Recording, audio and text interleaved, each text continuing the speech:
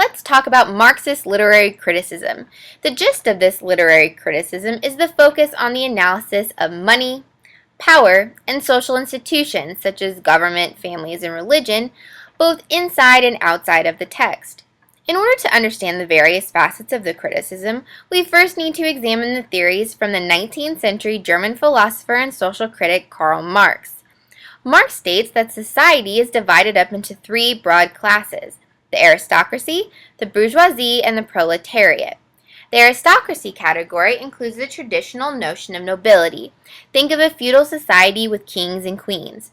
Their power is built up through the acquisition of land, control over political structures, and the labor of the working class. Kate Middleton, Will, and the Queen of England would be in this category. The bourgeoisie are individuals who have built up their power through the acquisition of capital. They control factories, businesses, and other enterprises. This is probably the social class with the most power and money that we can see today. Think of Donald Trump, or the Kardashians, gaining wealth from hotels, reality television, and clothing stores. Both of these classes tend to receive special privileges and treatment because of their social standing and power over governments, media, and overall culture. They also tend to exploit the working class to generate their wealth. The working class is known as the proletariat. They do not control institutions or political structures like the aristocracy and the bourgeoisie. Think of your summer job folding t-shirts at Forever 21, or handing out half-price shakes at Sonic for minimum wage. You do not own any part of the company. You only receive an hourly wage for your services rather than experiencing the main profits of the business or any power that could come from it. So with this in mind, the Marxist critic should analyze the characters in a novel and determine which class they belong to. They can analyze how the class affects the character's personality, actions, and beliefs. Marxist critics will also look into the disparities between economic classes and how oppressive social systems operate and why they exist. Marx insisted that each class has their own interests and they tend to conflict with one another. Another important aspect of analysis revolves around the term ideology. It is the system of beliefs that underlie our actions and material lives. These can be widespread throughout society or be specific to a particular economic class or culture. Beliefs can be things like teamwork makes the dream work, or my personal favorite, we are all in this together. Another example is the "We Can Do It" slogan from World War II. Ideologies also structure our world to create and maintain social relationships. An example of this could be the notion that all moms put their kids above others, or the idea that the man should be the main provider in terms of money in the household. The ideologies of our society are so ingrained and unconscious part of our daily lives that we accept these social roles as natural. A Marxist critic will understand that representation within text reflects class ideologies.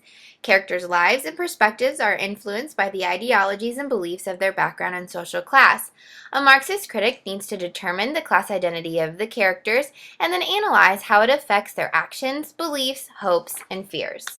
Since Marxist analysis is all about power, money, and control, we need to talk about how things like belief systems can lead to one class oppressing or controlling another. The term you need to know is hegemony. Let's start with a simple definition. The Oxford Dictionary says it is the leadership or dominance, especially by one country or social group above another. In more complex terms, it refers to the system of interlocked institutions, practices, worldviews, expectations, hopes, and fears that make the status quo seem natural and unchallengeable. Basically, those in power, presumably the aristocracy and bourgeoisie class, create and maintain worldviews and societal expectations through things like popular culture, TV, text, and government institutions in order to dominate others without using force. For instance, some people in the proletariat class will actually begin to believe that they deserve the conditions in which they live. It helps to reinforce the power structure in place by the upper classes and disguises the economic realities that drive social structures as well as individual lives. So as the critic, you examine the ideologies presented in the text as well as how they are resisted or perpetuated within society. Examine how it drives characters' actions or the general plot of the text, and analyze how that plot could change if the character was of a different social standing. You should look at how the bourgeoisie and aristocracy promote their own interests as natural and unchallengeable, and how the proletariat resist or accept the institutions set up by the upper classes. Now let's switch gears and talk about examining factors outside of the text. Another important principle of this criticism is the fact that the production and consumption of a novel, play, or poem also reflects class ideologies. For instance, authors will reflect the interest of their own class in their work. An example is Charles Dickens' famous work Great Expectations about the oppressed lower classes. He wrote this after he gained popularity and class privilege.